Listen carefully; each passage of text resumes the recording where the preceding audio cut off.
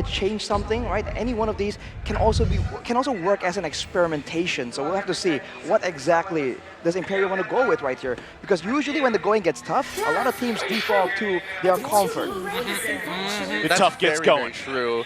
Yeah, I mean, when the tough gets going, you just got to go back to comfort picks. I don't know whether Imperio is going to be in that particular situation, but I think for Team SMG, there's a lot less stress on them in comparison to their counterparts. I'm seeing the Yishin Shin once again getting banned out. The Angela, Team SMG on blue side and Imperio on the red side. I'm noticing similar bans to game number 1. I'm just going to double check this with Arashi. Is that correct?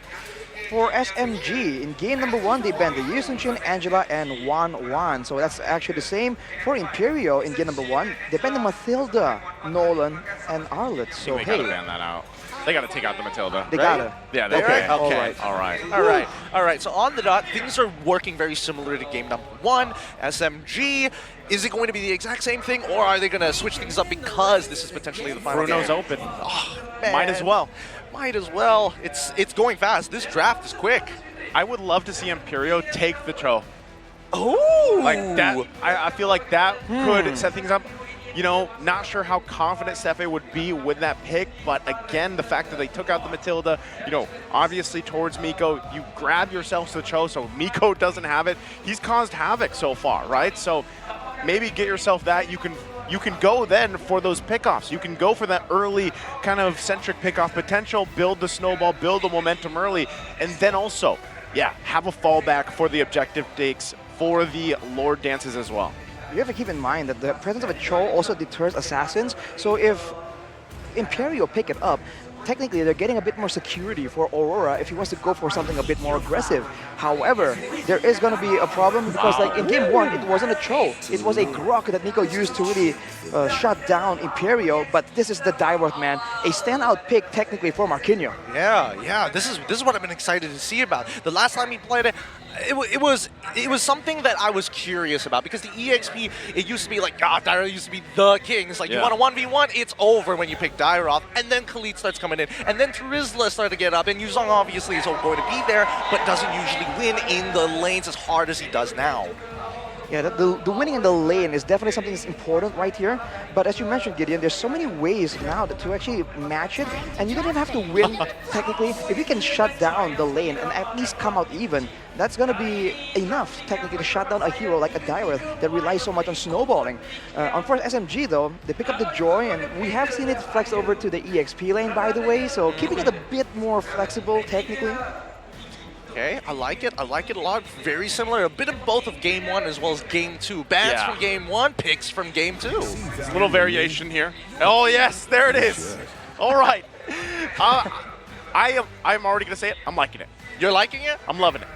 Even if Fredrin goes into the EXP. Whoa, what if it is a flex and Dairoth goes in the jungle? Oh wait, you're right. That'd be Red in kinda the XP. nasty. It'd be crazy. It'd be wild for the wild card. Very fitting. I would think that it would be a bit too bold, especially with Team SMG having access to the Way of the Dragon, right? Like, I would much rather be on a Fredrin than I would be on a Dairoth, because at least with the Fredrin, you know you can actually take that type of damage in comparison to Dairoth, where it's like, man, I missed the kill because Tro kicked me out of the way. Yeah, mostly when Fredrin does pop up, he just automatically goes to the sandbag, right? Like, he is the sandbag. So this, again, I'm hoping it's going in towards Aurora here, and they can build around this. I love what they're doing. Hopefully they can get even the last 2 picks that they really need, especially in the gold lane. Ooh. Hopefully it's not, like, I don't have anything against Clint, right? But hopefully we see some variation there as well. Right. I mean, that's probably why SMG is also banning away the Ixia.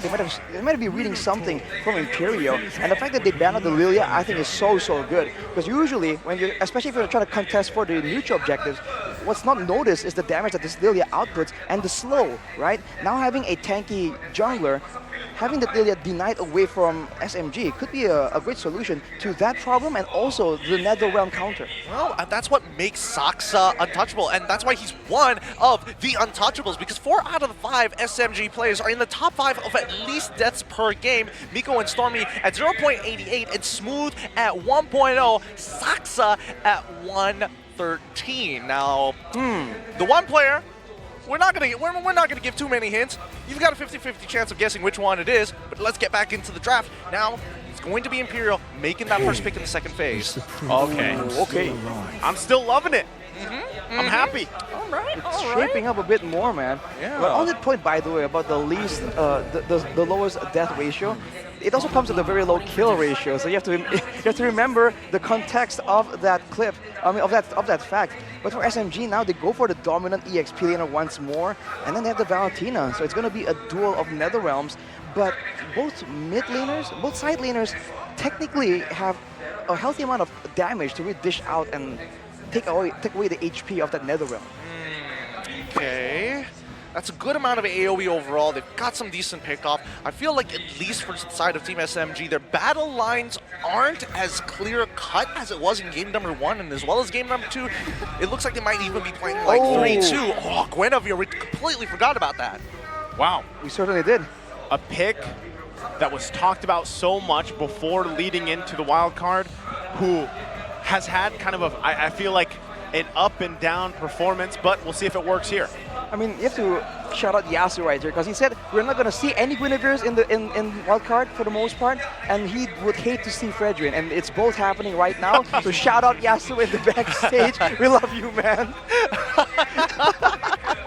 I mean, who could have seen this coming, right? Who can see this coming? I think with the Yasu meta, can. I mean, Yasu can apparently, but I think that overall the meta as we know it has a lot of different variations in terms of style that kind of counter each other in very small, significant ways. And then once we start getting to the higher tiers, the higher tier level of competition, M5 in particular, that's where it gets exciting. As we get into it, the wild card stage, we might find our first representative heading over to the Philippines, or is this the beginning of the end? It's going to be Team SMG versus Imperial Esports.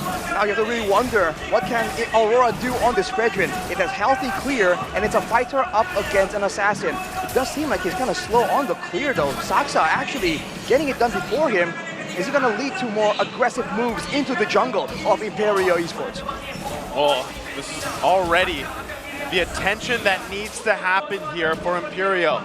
Pay attention to some of these side lanes. Allow also Yer to have a game for himself because he struggled so far through this series, and things can fall into place for them. Again, a lot relies on Steffe here using the Guinevere, who in theory should work out really well, just like this. Stormy gonna be just fine, dragged back though.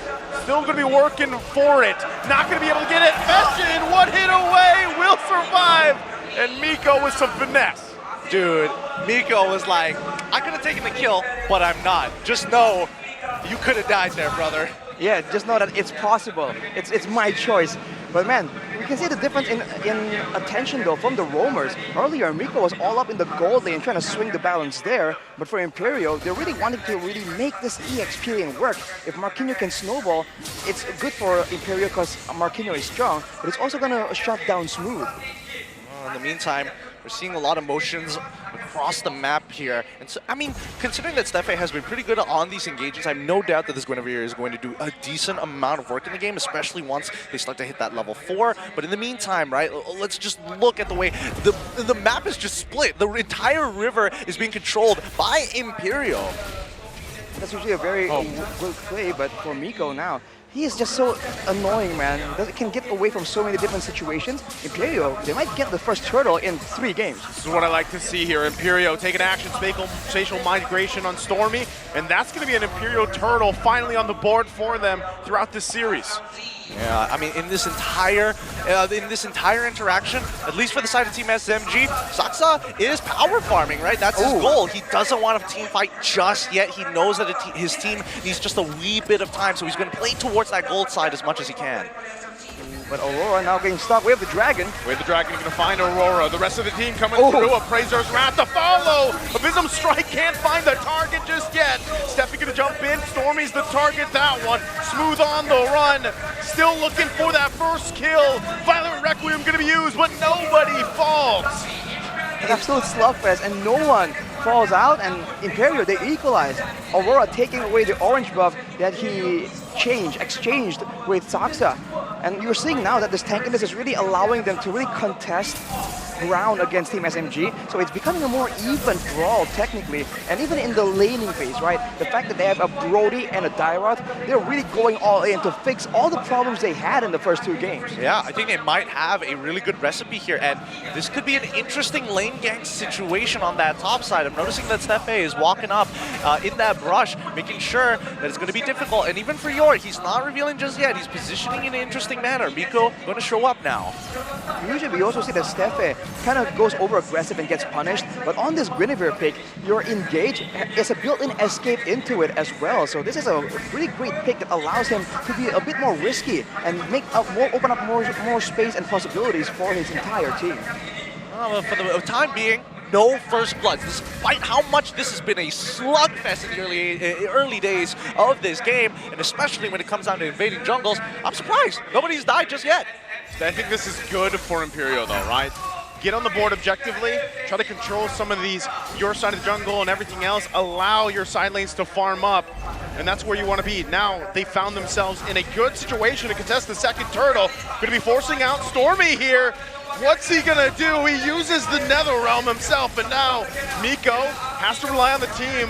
Imperio still going to be working for it. Smooth already using the last Insanity. Saksa as well, battling for it, and Imperio is winning the fight. And they will go for this turtle as they do. They secure it, but then flickers in, finds Saksa. And now Miko could be the one in trouble. Stephanie won't be able to land the spatial migration, but meanwhile on the other side, another body drops for Team SMG. Still gonna be working on Smooth here under the turret. Looking for it, Yor will grab it. And Miko. +1 even.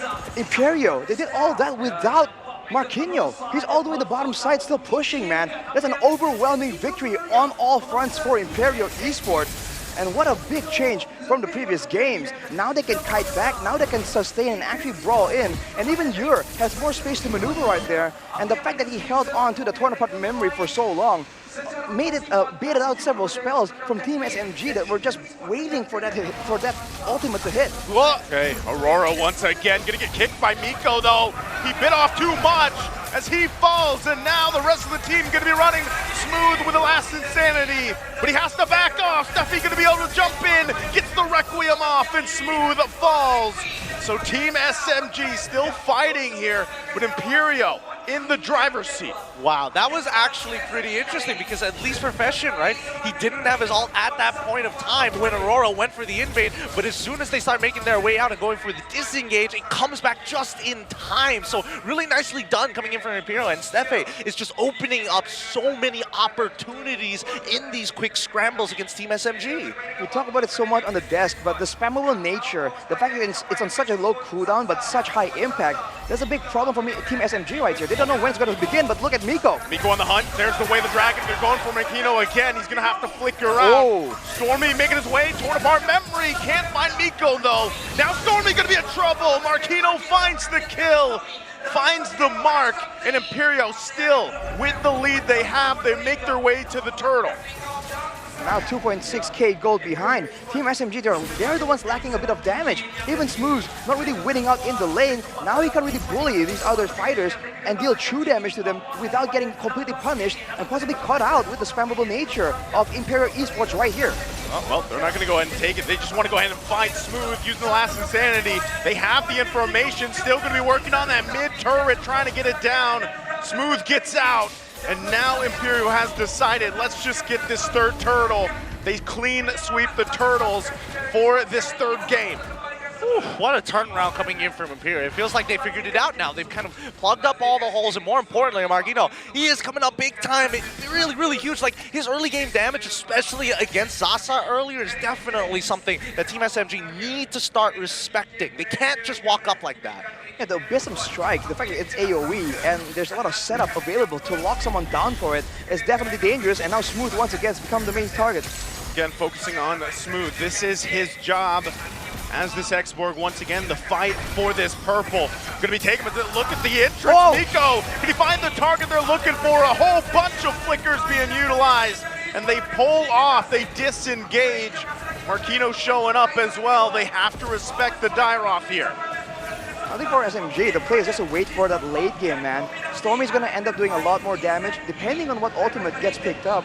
And if you look at the overall composition, the Dyrad is supposedly going to fall off unless Marquinhos builds full damage, which he usually does. But the Joy can do AoE burst damage. Technically, he can count as DPS as well due to the rhythm, the electrifying beats. And later on, the Bruno can do a lot more damage consistently compared to the Brody. So that is where I think Team SMG can get a guaranteed victory. If they want to take fights before that, though, that's their call. Yeah, looking at the gold lead so far, 3.1k, a majority of that is actually coming from Marquinhos. He is 2.3k ahead of Smooth. Smooth was dominating in the past 2 games, and now Marquinhos is like, this is my time to shine. In the jungle, though, you're seeing Saksa actually go a lot better than Aurora, but Miko now getting jumped on. Miko should be fine. Torn apart memory gonna go and come through. Oh! He isn't fine as he drops in the jungle. Right now, IMPERIO just finding win after win. They are starting to snowball. They're really starting to snowball. And, oh, do they want to kind of set up an ambush on this one? No. They're just going to take the Lord, make it quick and easy. Since it's only the 9th minute, no point waiting all for so long. We can just wait to clear it out and then wait until the Luminous Lord comes up after this one. It's such a good solution for the Cho, the Brody pick, right? You can stun him, cancel the engage, and if he is trying to be pesky, he'll escape with a sliver of HP like always, but then the Torn Apart memory secures that kill like we saw earlier. So now, even Miko is getting pressured, and he can't really be the same kind of nuisance that he was in the first 2 games. See how far that is actually going to go, right? Because, again, Sasa hasn't yet to scale. And for the most part, even Smooth, pretty under-level considering that Marquinhos is 3 levels above him. Even when we come down to Stormy, a level down compared to Feshin. And then we look down towards Miko, 1 level down. And finally, Saksa, level 13, the only person who is actually ahead of the curve. I would say out of everything that we talked about before this game, IMPERIO has answered that, right? They deal with Miko, they keep things at bay. Now they're going to be putting the pressure on Smooth. They get the flicker out, so still going to be working around this Lord push. You can see Marquinhos walking it through, and this will definitely be IMPERIO knocking on the base of Team SMG. How long are they going to do this for? As they crack open that tier 2, this is where it really starts to get scary because we know how IMPERIO like to close out these games and start scrambling. See if they can still put the pressure some more. They get the shields out. Lord finally taken care of. IMPERIO, given the 5k lead, they might just be happy with that and take the resources that they can for now. Free tower there for Team SMG, and this is a big problem, right? For both these teams, they don't really have a long range. With the mid laners all the short range fighting ultimates, they have to bank on a big team fight, potentially in the base. And we all know that's the most dangerous situation right there, especially for Team SMG with a lot of crowd control and a lot of ways to really counter-engage. The only saving grace they have right here is the fact that Smooth has that second chance at getting picked off with that Firaga armor. All things considered, the fact that they're going to go up against a Faramis and a Fredrin as well as a Guinevere, they're doing a great job just avoiding these fights because it's a lot of engage, a lot of crowd control available on such short cooldown for IMPERIO Esports. Yeah, and I mean, if anything is going to change from the side of Team SMG, then they're just going to have to be patient, right? They've got no outer turrets, no kind of fail-safes to fall back to, especially when they have to try and contest this upcoming Empowered Lord. And for the time being, it's really, can they find that big pick with Miko? It doesn't necessarily have to be Yor, but it just needs to be an isolated target. Miko going to give the go signal. They get the Nether Realm to save Aurora. Can they win the fight? Marquinhos from the backside. He's looking for Sasta. Abysmal strike comes through. They find the perfect target, and Miko's in trouble to make it 3 down. It's a triple for Marquinhos. Maniac. Can he get another? And Fashion will get Smooth. What a play for IMPERIO. 4 flickers to make this happen for a complete wipeout against Team SMG. What a finish coming in from IMPERIO. Oh, and with that, they're going to march it in. IMPERIO came out swinging and will extend the series as they take game 3. Man, what a show. Marquinhos! The crazy laning potential in the Dyrad, man. He just finds a way to make it work. We thought he was going to fall off, but no, man. Instead, he gets a Maniac. out of nowhere. Yeah, and with the help of Veshin, right, there was a moment where I thought, okay, he's got the first three, the fourth one and the fourth and maybe fifth one might be a bit sketchy, but man, that nether realm makes the difference. Oh, we saw him waiting for that moment. He had Sasa in his sights, and then he just ends up getting a maniac from that. Again, Dairoth, one of the picks that, you know, might work for some teams, but this time it worked perfectly for what IMPERIO wanted to do. And like I said, I love the fact that this time we saw the Fredrin come through, the utility option for IMPERIO this time. It worked wonders for them, especially again, this is the first game now where they were able to get those objectives they needed early on. The turtles secured by them, all three actually. Well, you do wonder though, right? It's the third game, technically, right? So why didn't they try this out in game number 2? Like, there was potential right there. You have to wonder if it took that much longer for them to really process and find winning solutions. But when they did, you can't really argue with the results, man. That was a dominant showing, all the way from the laning phase, in the jungle, in the neutral objective contest, and even in the teamfight execution. I think IMPERIO Esports in this game completely just outdone SMG at every single level. I agree. I think, you know, everything that we were talking about at the beginning of the game, all the problems that we mentioned over the past two have been corrected for the most part of it, right? Which is great to see, but now it's time for SMG to actually get challenged. This time, we're going to go on a short break. When we come back, more MLVB action.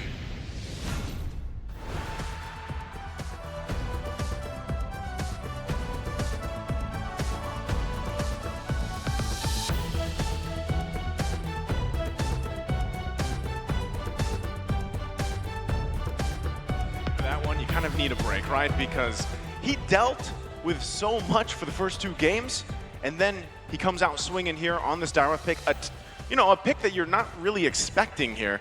What a performance from him. Just came back with a vengeance, and he didn't even like juke us out with the break call there.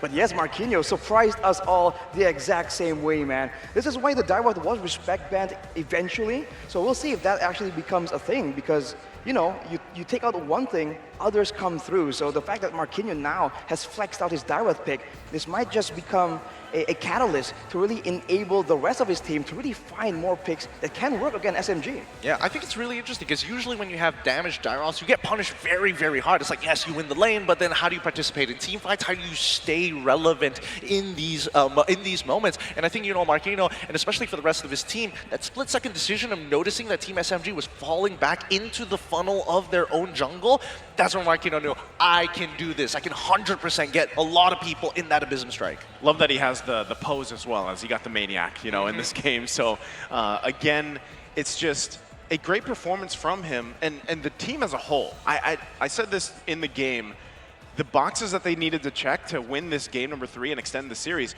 I feel like they did all of it and then some. You know, that's one thing. The other is still, if there's more utility up for favor, if they want to actually just lock in the Fredrin once again for Aurora, work around that, then I think that's going to be great, because really there was no room for Team SMG to maneuver, to move around with this game.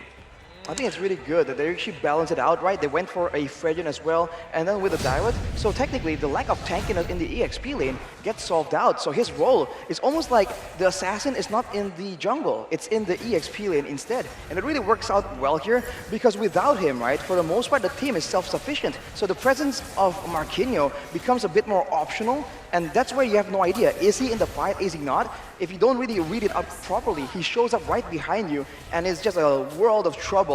And the early game diving from IMPERIO has always been great. They've always showcased it in the previous matches, and you're seeing it again against Team SMG. Yeah, they've done a phenomenal job here, right? I mean, so many times that we were expecting certain things from the side of Team SMG, and especially with the way that the first minute and a half actually went, we cut back to IMPERIO, right? Their communication is getting cleaner. Their drafts have been really, really good in this game, but then we start thinking about the adaptations, because we see the problems here, right? As you mentioned before, the lack of that tanky front line, the fact that they're funneling together, the fact that their laners were actually struggling because of that pressure. Does that mean that Team SMG has to go above and beyond, or is this just a quick, simple fix if they want to deal with a composition similar to this in game number 4? I feel like they got to do a bit more than just, it's not just a simple fix, in my opinion, because the fact that it took so long for Imperio to find that solution, I think it's the same way. They fixed a lot of things at the same time right here. I wouldn't be surprised if it takes more than one game for SMG to adjust, but it is SMG we're talking about. They have been on point with that adjustment, with that correction. And noticing the combos as well from the side of Imperio, I think you have to also mention the fact that Euro was doing a lot better here as well, with more space to do damage, with the fact that there is a physical defense shred coming in from Marquinhos, right? That torn apart memory does a lot of damage, and similar to the Clint, it's almost like a better Clint, right? Same kind of a mobility tool in the second skill, same kind of disable crowd control, and this, you can also do AoE damage in more or less the same way. So I think it's just a much better pick suited for the playstyle that Imperio are trying to play against SMG. Okay. Now it's gotten me thinking, right? If we're looking for something similar, because I'm expecting that Team SMG are going to be like, we could just target ban some of these things to kind of push it out of the way so we don't have to think about it, or are they going to let something through? And I have a sneaking suspicion, but for the time being, let's just hope that Imperial are going to stay on this track, because so far the Aurora on this Fredrin is able to take the full brunt of it. He's getting hard targeted, and he's like, all right, I'm willing to take it. My teammates will do the rest. That's what we said he had to do, and I feel like it worked really well here once again.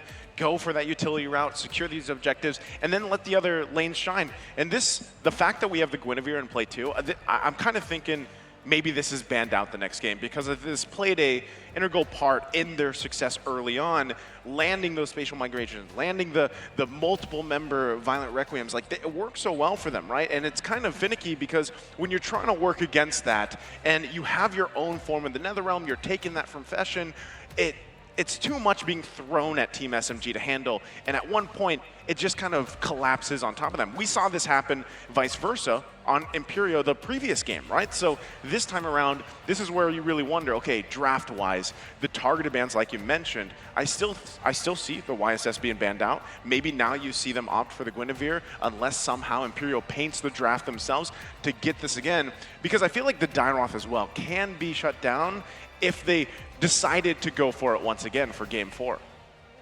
With Yor being the rich guy and as well as Carry, we're seeing a big flip in how this post-game stats are going to look like. Fashion being the forgotten one this time with 5 assists, and actually Miko being the sandbag of the game. I would have expected the Fredrin to be taking a good amount because Miko was purposely targeting him prior to these upcoming Turtle and even Lord takes, but man, just brutal amounts of damage. Then the fact that Miko is the sandbag here is very telling, because if it's an all-out brawl again and again, I fully expect Aurora to be the sandbag, but considering that there's a lack of fights here, because SMG, they weren't exactly engaged on, they're kind of